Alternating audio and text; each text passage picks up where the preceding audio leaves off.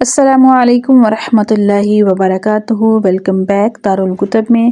آج آپ سب کے ساتھ ایک بہت ہی پیاری کتاب کا تعارف پیش کروں گی جس کا نام ہے فکر و عقیدہ کی گمراہیاں اور صراط مستقیم کے تقاضے۔ جیسا کہ آپ سب جانتے ہیں کہ اسلام عقیدہ توحید پر بہت زیادہ اہمیت دیتا ہے۔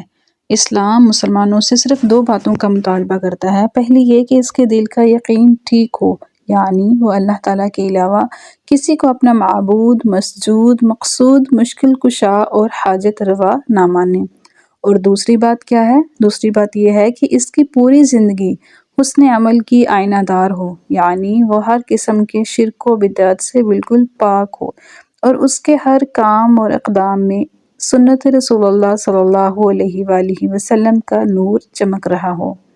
امام ابن تیمیہ رحمہ اللہ اسلام کی ان مایہ ناز ہستیوں میں سے ایک ہیں جو ہمارے دین، ہمارے علوم، ہماری تہذیب اور ہماری تاریخ کا وقار اور اعتبار تھے۔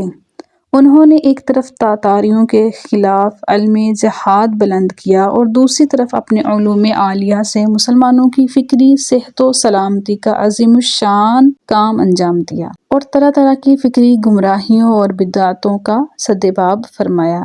امام موصوف رحمہ اللہ کی معروف کتاب اقتداء الصراط المستقیم ان کی انہی نادر خوبیوں کا ثبوت ہے۔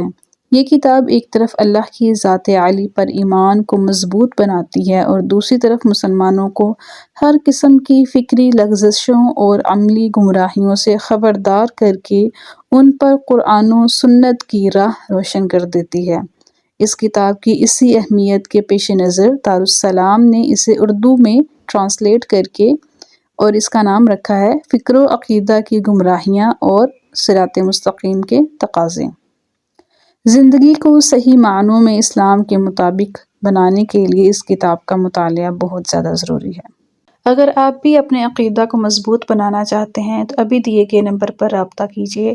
دارالکتب آپ کو مارکیٹ کی نسبت کم پرائس میں یہ کتاب مہیا کرے گا۔